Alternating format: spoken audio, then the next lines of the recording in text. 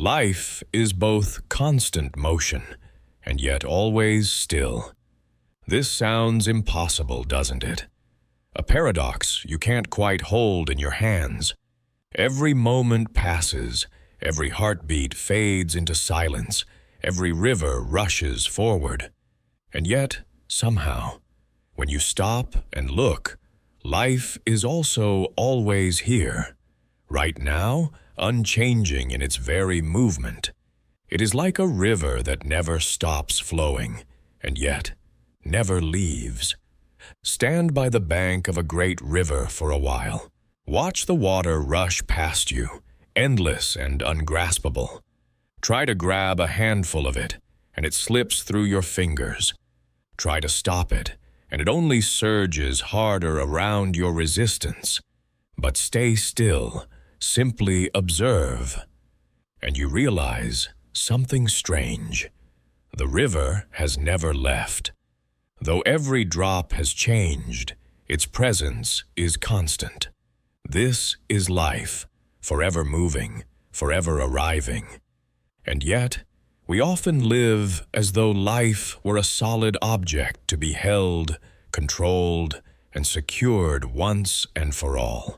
We try to dam the river, to keep what we love from leaving, to prevent time from sweeping away the moments we cherish.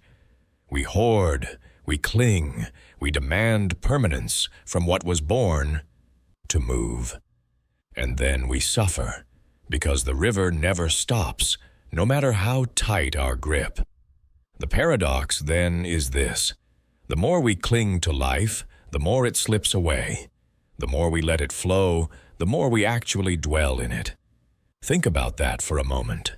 When you were most alive, was it when you tried hardest to control everything, or when you allowed yourself to be swept into the dance of events, surprises, and rhythms beyond your command? A deep laugh, a falling in love, a breathtaking sunset. These moments happened not because you held them tightly, but because you allowed yourself to be carried by them. So the central question becomes, what happens when we stop fighting the river? What happens when instead of trying to grasp each drop, we trust the flow itself? This is where Alan Watts invites us to look deeper, not at life as a problem to be solved, but as a current to be entered, a mystery to be lived. There's a small story about a boy learning to swim that captures this truth perfectly. The boy, maybe 10 years old, stood stiff at the edge of the pool. He had watched others dive in, splash, float, and laugh. But when it was his turn, he froze. His arms clutched the air as if it were a rope that could hold him up. His body locked, his breath short. When the instructor told him, "Just relax, the water will carry you," the boy shook his head. To him, that sounded like nonsense. How could water, the very thing he was afraid of sinking into, hold him up? So, instead of relaxing, he thrashed. Arms flailing, legs kicking violently, his fear only pulled him deeper. The harder he struggled, the faster he sank. Finally, exhausted, he let go. Not from wisdom, but from sheer fatigue. And in that moment, something astonishing happened. The water did hold him. His body, no longer rigid, began to float. What his panic could never achieve, his surrender made effortless. We smile at this because it's such a common story. Yet isn't it exactly how many of us live? We face change, uncertainty, or loss, and we tighten up. We grip harder at our plans, our possessions, even our relationships, as though control were the answer. But in doing so, we exhaust ourselves. We drown in anxiety, in fear, in resistance. It's only when something finally breaks us open, a failure, a heartbreak, a moment when we simply cannot fight anymore, that we stumble into the strange ease of letting go. And there, in that surrender, we discover what the boy discovered. Life was never trying to pull us under. The current was always capable of holding us, if only we stopped thrashing against it. This little poolside lesson mirrors the larger river of existence.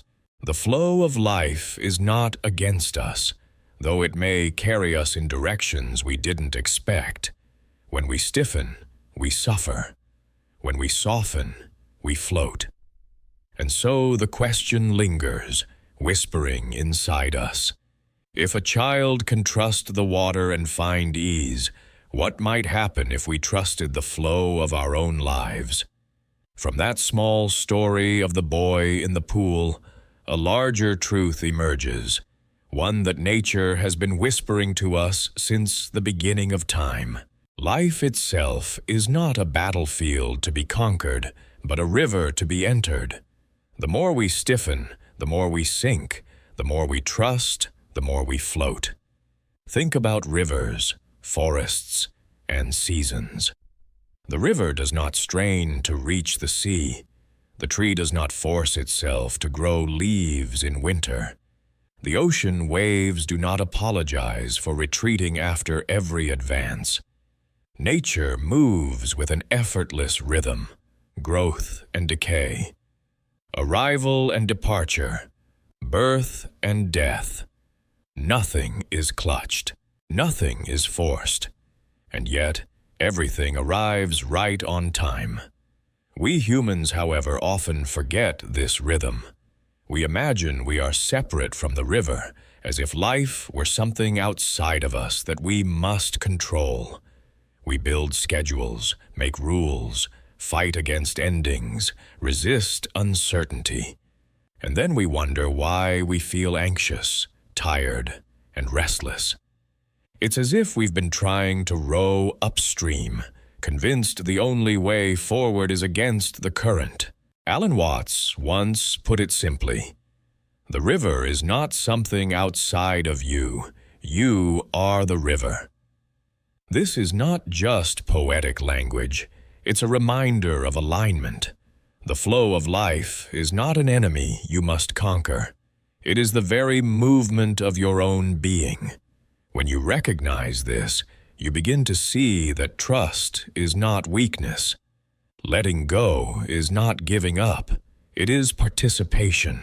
To trust the river is to say yes to reality as it unfolds, to allow both joy and sorrow, both gain and loss, to move through you without clutching at either. And here lies the universal principle. Life becomes heavier when you resist its flow, but lighter when you join it. Like the boy who floated only when he stopped fighting, we discover that the art of living is less about control and more about cooperation with what already is. This principle does not mean passivity. The river moves, so do we, but our movement becomes like swimming with the current instead of against it. We act, we love, we create, not to conquer life, but to dance with it. So the invitation is clear. If the river never ends, then our task is not to stop it, but to flow with it. Life often presents us with a quiet choice, one that we may not even realize we are making. Will we live as though the river is our enemy, or as though it is our companion? Path 1. Fighting the flow. This is the path most of us learn early. We are told to control outcomes, to hold tightly to possessions, to protect our image at all costs. So we build dams in our lives, walls of rigid expectation, plans that allow no deviation, relationships bound by fear rather than freedom. At first, it feels safe, as though we are in charge, but slowly, cracks appear.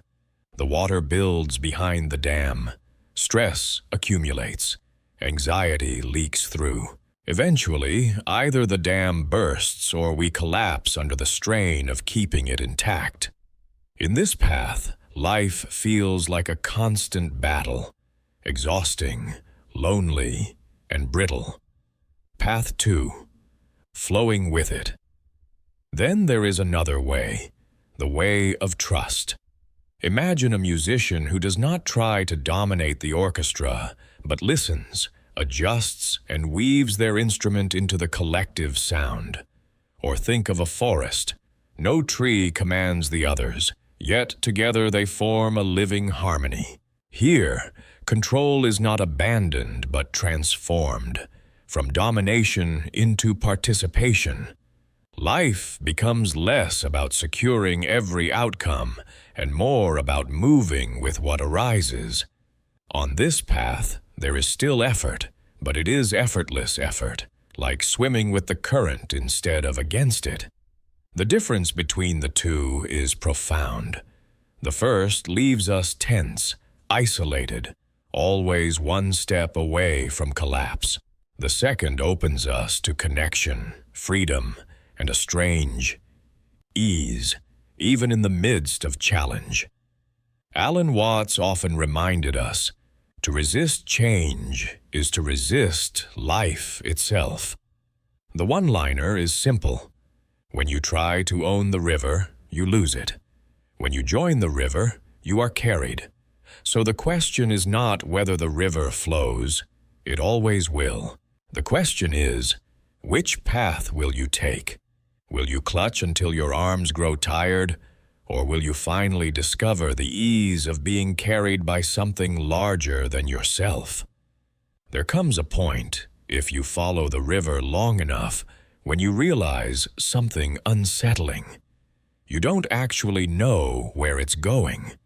You can float with it, you can trust it, but you cannot predict its every bend. And perhaps that is not a weakness, but a gift.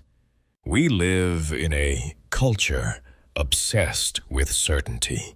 We want maps, guarantees, answers carved in stone. We imagine that not knowing is a flaw, a gap we must urgently fill. Yet look closely, and you'll see. Life's richest moments often arise from the unknown. Falling in love, discovering a passion you never expected, a chance encounter that changes everything. None of these can be planned. They arrive like sudden turns in the river, carrying you somewhere you never imagined. Alan Watts used to play with paradoxes that expose this mystery. He would say, "The eye cannot see itself, the knife cannot cut itself, the light does not illuminate itself." These riddles remind us of a profound truth. We cannot stand outside of life and fully grasp it. We are participants, not spectators. The river is not an object to be measured, but a mystery to be lived. And in that mystery, there is freedom. To admit, "I don't know," is not defeat, but release. It is the loosening of our grip on the illusion of control. When you no longer demand that life reveal all its answers in advance, you make room for surprise, wonder, and even grace. Think of it this way. A story where you already know every twist is no story at all. A song that never changes key quickly becomes noise. A river without bends, without depth, without mystery, is just a stagnant pond. It is precisely because we do not know what comes next that life feels alive. So instead of fearing the unknown, we can lean into it. Instead of demanding certainty, we can find joy in curiosity. The river that never ends does not promise to tell you its destination, but it does promise to carry you. The mystery is not something to solve, but something to trust. And when you do, you may find that not knowing is not darkness after all, but the beginning of light. We began with a paradox. Life is always changing, yet always here. A river that never stops moving, yet never disappears. At first, that sounds like a riddle, something to wrestle with. But now, perhaps, it feels less like a puzzle and more like a gentle truth. The very thing we feared losing has never left us. The flow itself is our companion. When we stop clinging to each drop, we begin to see the river for what it is, endless, alive, carrying us in ways we could never design.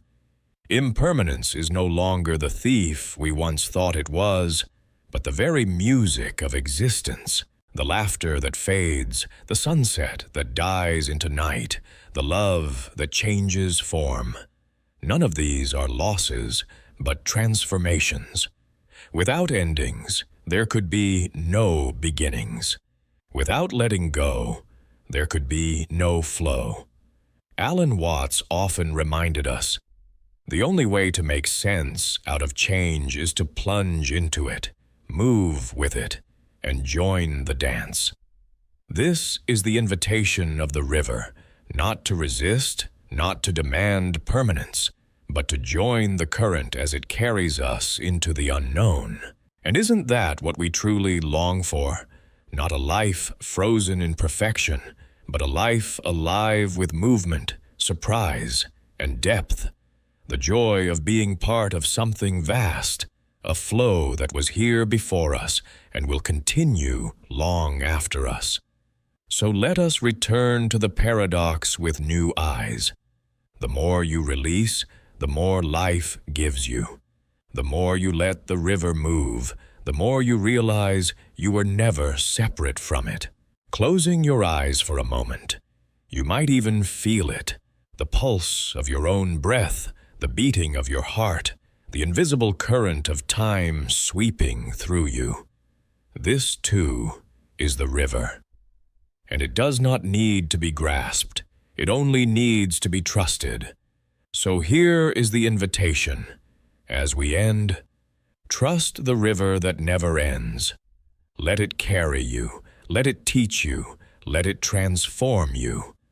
For what is truly yours will not need to be forced. It will flow to you in its own time.